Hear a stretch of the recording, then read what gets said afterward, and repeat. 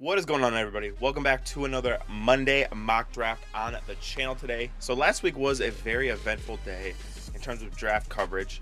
With the combine. The combine, as we know, was a huge indicator of where guys are going to fall. Some guys were big risers. Some guys kind of maybe fell a little bit. So the combine that we just witnessed will help determine some of the picks in this draft. Like I said, I think some guys are going to move way up, maybe creep themselves into the first round. But you guys know the drill. Before we get into it, please don't forget to subscribe to the channel and comment down below what you guys think of my mock draft. Okay, so let's get it started. As per usual, again, I'm not going to spend much time on it. The Bears, they will be taking Caleb Williams. I am even more confident of this after the combine.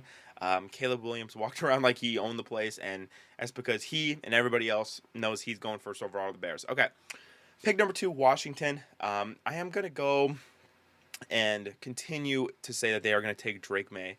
I just think that makes the most sense. I honestly don't think that the gap between him and Jaden Daniels is that close. I'll go with Drake May. Now, where I thought it got interesting is at pick 3. All signs seem to indicate that the Patriots do like Jaden Daniels.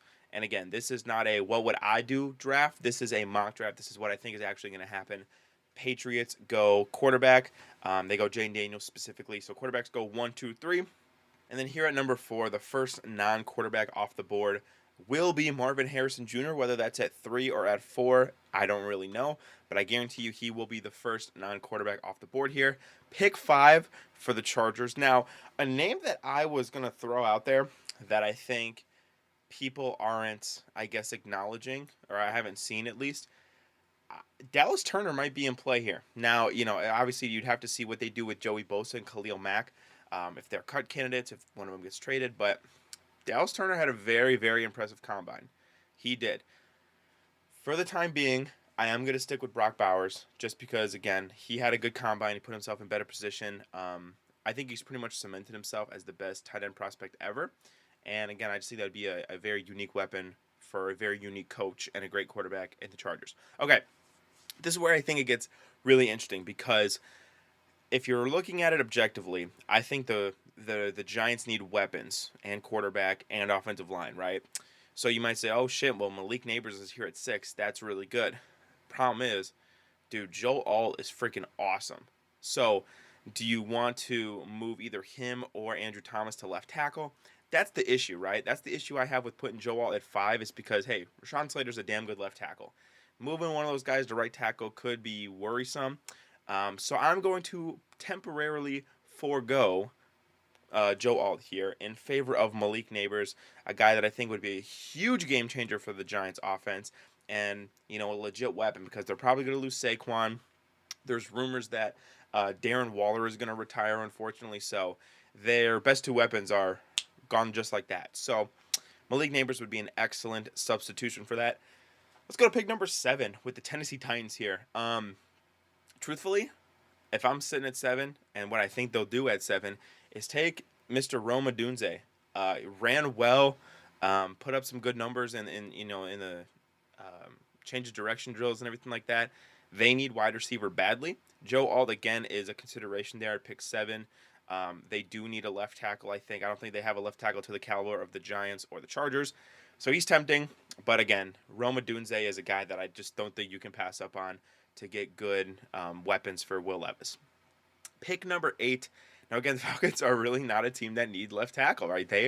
It's kind of like this middle, 5 through 8. They don't really need left tackle. It's kind of funny. So the Falcons right here would not be surprised if they traded down, but I will continue to go ahead and mock them. Dallas Turner, the edge from Alabama. Due to his performance, it makes me even more confident that he is going to be the first defender off the board here. And again, there are some really good quarterbacks and some really good skill guys that are probably going to go first. So I think the Falcons are in a good position. New defensive head coach. Dallas Turner was a freak at the combine. That'll definitely help. And I think that absolutely it makes a lot of sense at pick 8. Now, pick number 9. I mentioned that the Chargers and the Giants and all them, they don't really need a left tackle. And the Bears, it's not necessarily a gaping hole, but when you have the chance to take Joe Alt, you don't pass up for that for Braxton Jones. So I will have the Bears taking Joe Alt here. listen, if they're going to draft Caleb Williams, they need to keep him protected and they need to get him good weapons, right? They already have DJ Moore, which is awesome. Their offensive line, I'd say, is about middle of the road. Maybe if you want to bump in Braxton Jones to left guard, you'd have an offensive line of Joe Alt, Braxton Jones. You would need a center. Tevin Jenkins at right guard is really good and really underrated. And then obviously Darnell Wright coming into his second year. All of a sudden you're thinking, man, I got a really good offensive line. And, go ask Bryce Young how important offensive line is. That dude got swallowed all year long. It was terrible. So I will not be upset if the Bears take Joe Alt pick 9 there. And honestly, that's probably later than he should go anyways. This, in my opinion, leaves the Jets with one option, and that is to take Olu Fashanu. Now, I think that at pick 10, their philosophy is best offensive lineman available. That's what they're going to do. That's what they have to do with Aaron Rodgers. Truthfully, I mean, it just makes a lot of sense, right? It makes a lot of sense. So now for the Vikings, I'm going to do something very interesting and something that it hurts my heart to do a little bit. Now, I know this guy personally. I say that like I've met him more than once, but I do know JJ. I've met him before. He has reportedly killed the combine. Killed it. They've said his interviews were really good. He, impressed a lot of guys with his arm, with his footwork. And he is kind of shooting up draft boards here. So as much as maybe I wouldn't do this, I would not be surprised if the Vikings go cheaper at quarterback, they don't re-sign Kirk Cousins, and they take J.J. McCarthy with the 11th overall pick. Would it be risky? That's putting it lightly. But there are some tools there with J.J. McCarthy that you would like to work with. Kevin O'Connell is an offensive guy. And, the Vikings, I think this would be the first, oh, shit pick of the draft. And every draft has at least a few of them. This would be the first, oh, my God, that right there. All right, pick 12. Now, this is kind of more BPA in terms of it is need. I'm tempted. I'm very much tempted. See, I don't know. I'm very much tempted to give them Cooper DeJean, right? But having Patrick Surtain already there, to me, doesn't make sense. I understand they need more corner depth, but to me, they have bigger needs.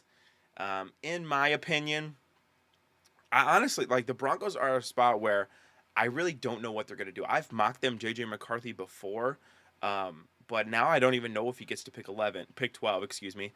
They need quarterbacks, but I don't know if you take Bo Nix, pick 12, Michael Penix, pick 12. I think those are both way too risky. So what I'll do is I'll go with Jared Verse, the edge rusher out of Florida State. Again, ever since Bradley Chubb left, I feel like they've needed a little juice. Now, I know Nick Bonito is decent. He's coming along fine. But, my God, I do think that they need a little bit of help on the defensive line to get that defense back to being, really respectable. And then they got to figure out quarterback. There's free agent options. Baker, Kirk. They have pick 44. Maybe they could trade up, grab a Michael Penix. They have options. I just don't know. J.J. McCarthy, to me, even is stretching it at pick 12. With those first 3 guys off the board, it's just really hard to get somebody at 12 that you really like. Or there's four guys off the board in this case, right? Now, at pick 13, the most Raiders pick of all time would be to take Xavier Worthy here. I kind of doubt that they do that, but at the same time, would I be shocked? Absolutely not. But I think another guy that ran really well, that is kind of a freak, long arms, Nate Wiggins. Nate Wiggins, to me, fits a need for the Raiders. I think they need corners. They need help in the defensive backfield. Again, freak athlete, ran a really good 40. I think he ran 4.34 or something. He was ridiculous. Long arms, exactly what the Raiders are going to want. Truthfully, I think that's such a Raiders pick right there, right? And then at number 14, the Saints. Again, they kind of just need everything. I'm just going to be real.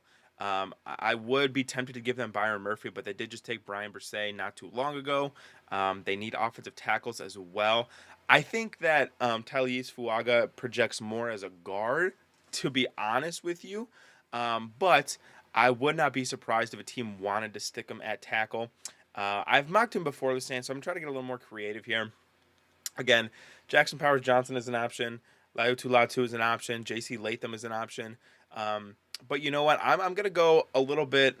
I'm gonna go a little bit berserk here. I'm gonna go with Amaris Mims. He graded out ridiculously at the combine. Ridiculously. He is truthfully a specimen, a freak of nature, if you will. And if you're looking for an offensive tackle because Trevor Penning didn't really work out and Ryan Ramczyk is, getting up there in age, I think Amaris Mims is a potential home run pick at spot 14. Pick 15, I actually really love this pick. I think that it's pretty likely now because of how good he did at the combine, but the Indianapolis Colts, I think they want to surround Anthony Richardson with weapons. Michael Pittman's a free agent. Even if he comes back, I think you need another receiver. A.D. Mitchell. I loved his tape at Texas. He followed it up with a phenomenal combine, which was not even the best combine from a Texas wide receiver, but whatever. Ran, I think it was like 4.34, 4.35, just ridiculously fast. Um, Again, his tape checks out really well, and I think that in a Shane Steichen offense, this guy could be absolutely ridiculous. I would think he would be a lot like Devontae Smith was in 2022, just because he's a little lighter, good route runner. People saying he's like CeeDee Lamb. I think CeeDee Lamb's a little bit better after the catch, especially when he was at Oklahoma. He was fucking ridiculous. But I do like A.D. Mitchell at 15 to the Colts. Now, pick 16. This is one where I think if the board looks like this, there are two options for the Seahawks. You can go Jackson Powers Johnson, or you can go Laiatu Latu, right? You can go with either one of those guys. And truthfully, as a Seahawks fan, I would be happy with either one of those picks. I would not be complaining getting either one of those guys. Both would fill big needs. Both would be, really, really good players for us. And I know I've done this before, but I'm going to continue to give the Seahawks Jackson Powers Johnson for a couple of reasons. The center is just so important in an offense. I think it's one of the most underrated positions in the NFL, truthfully. And the Seahawks are kind of haunted by the fact that they traded Max Unger all those years ago, in the Jimmy Graham trade. And then I think the one that haunts me even more is a couple years ago in the draft, they passed up on Creed Humphrey to take Dwayne Eskridge. And they've really had problems at center ever since. They've had a few stopgap guys that have done well here and there, but they have not found a franchise center. I think that could be Jackson Powers Johnson. Fill a huge need. Perfect spot to take him. I like to pick at 16. At 17, ironically enough, I think that the Jaguars need receiver, right? Because Christian Kirk is obviously pretty good. But outside of him, Calvin Ridley's free agent, probably going to walk. Zay Jones, not exactly putting fear into the hearts of defensive coordinators. No offense, Zay Jones. And this is a really good receiver class. I would not be surprised if we get one of those picks that is like, holy shit, you did not just draft him at pick 17. But for the guy that just broke the 40-yard dash record, I don't hate it. I don't hate it. Listen, I think the Jaguars need to add juice to their passing game, right? It seems like they were just kind of flat the whole year last year, and it's why they were one of the most disappointing teams in the NFL. Adding a guy who ran a 4.21 40-yard dash, that'll get you some juice, right? Ironically enough, it's the pick before the Bengals who, made that mistake in 2017. But again, I think part of the reason that some of these speedsters haven't worked out is because the team hasn't had a quarterback, right? The Bengals, I guess they had Andy Dalton, so what am I talking about? But Xavier Worthy, I just think that he is going to probably go a lot higher than people are expecting him to. That 40-yard dash, it goes a long way. I really do think it does. But yeah, so number 18, I will take Talisi Fuaga out of Oregon State. Again, number one priority for the Bengals needs to be protecting Joe Burrow. Not going to spend too much time on that. It's pretty simple. For the Rams, I think they're going to get a really good value get here with Cooper DeJean. I think they need playmakers on defense. I think Raheem Morris did an absolutely fantastic job getting the most out of that defense, getting the most out of that skill group. And I think they need help in the defensive back department. Cooper DeJean would fill that need. Plus, he can run back kicks and do all that, right? He'd be pretty good. At pick 20, I think this is another excellent value get. Quinyon Mitchell for the Steelers. He has been rising up draft boards tremendously. Had a good combine, had a phenomenal Senior Bowl. Miami Dolphins, pick 21. Now, it looks like Christian Wilkins is going to leave in free agency, right? And you did just release Xavier Howard. So Terrion Arnold is a good option here, but Byron Murphy would be an excellent fill-in for Christian Wilkins if he does walk in free agency, which it's sounding like he will. And then that leaves the Eagles, which I'm going to go ahead and take Terrion Arnold right there. Fill in a big need at cornerback. They need help badly in the corner department. Pick 23 for the Texans. I will go ahead and take Laiatu Latu out of UCLA. I think they need another pass rusher opposite of Will Anderson since Jonathan Grenard is going to be a free agent. Now, they definitely could re-sign him, so that could change by the time the draft comes. But as of right now, I think they would love to pair those two guys, especially D'Amico being a defensive-minded guy, right? Dallas Cowboys at pick 24. Now, I actually am going to think they go receiver here. Um, I personally would prefer Brian Thomas over Troy Franklin. Now, I understand that the Cowboys have some other needs, but like if Jackson Power Johnson isn't gone, you're not going to take a center. Running back, there's none that are probably going to go in the first round. Defensive lineman, you could go, but you did just draft Mossy Smith last year. Linebackers and corners, you could take Kool-Aid McKinstry. That is definitely an option. But I don't know. I think Jerry Jones would be tempted to take Brian Johnson. He's going to like the film that he watches and see what he does. Pick 25. This to me is one of my favorite picks in the draft. Player to team fit. Tyler Nubin going to Green Bay. They are down bad for some safeties right now. I mean that is putting it lightly. They're absolutely down atrocious. Tyler Nubin would be an excellent safety, and after especially some of the other safeties just put up really bad combines, like Cam Kitchens ran 4.65. What? I say that like I wouldn't run like 5 second 40, but uh, I think he put together a solid combine enough to where he can solidify himself as a first rounder. Tampa Bay Buccaneers picking at pick 26. They need interior offensive linemen. Listen, I'm going to project them Graham Barton. He's a guy, he's listed at tackle. He's probably going to bump into guard or center. I believe he's played both at Duke. I think he'd be an excellent pick for them. Another pick that I really, really like, a team to player pick, which I don't like it because I'm a Seahawks fan, but I like the match. Jerzon Newton to the Arizona Cardinals. Again, look at Jonathan Gannon when he was at Philly, how important those interior defensive linemen were, and tell me that they're not going to take Jerzon Newton if he's there at pick 27. 28, Buffalo Bills. I do think they go with receiver. Troy Franklin looks pretty good to me, but I'm going to go with Ladd McConkey. Ladd McConkey actually tested really well at the combine, and for those of you who haven't seen, his closest projection, like size-wise and athleticism-wise, is Garrett Wilson.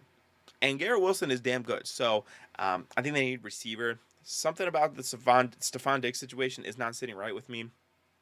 Your next best option is like Khalil Shakir because Gabe Davis is a free agent. So they're kind of in a shitty spot. I think another security blanket for Josh Allen would be great. Pick 29 for the Detroit Lions. Kool-Aid McKinstry is an excellent pairing here. They, like the Eagles, are really, really, really in need of some corners. Kendall Vildor absolutely blew the game against 49ers. I'm just being honest. And then for the Baltimore Ravens, Troy Fatanu is tempting because I do think they need a tackle. I would go with either a tackle or a receiver here. And since a lot of the good receivers are off the board, and I think Keon Coleman kind of bumped himself out of the first round, to be honest with you, he didn't run a great 40. Troy Fatanu, to me, makes sense. Morgan Moses is not that good. And, Ronnie Staley is getting older and oft injured, unfortunately. For the 49ers, J.C. Latham would be an excellent pickup right here. I think that he would fit well. Now, again, for the Ravens, you would have your pick a tackle between J.C. or Troy. It's kind of a matter of preference, I guess. I could see it going either way. But for the 49ers, I think specifically J.C. Latham played right tackle at Alabama, which is awesome because they already have a left tackle for Trent Williams. So it would be a nice, easy plug and play there. And then for the Chiefs, I'm going to continue to mock them receivers until the day of the draft. Give me Troy Franklin for the Chiefs. This is my mock draft. Hope you guys enjoyed the video. If it will, go ahead and show me. Yeah, this is my mock draft. Hope you guys enjoyed. I will catch you guys in the next video. Peace out.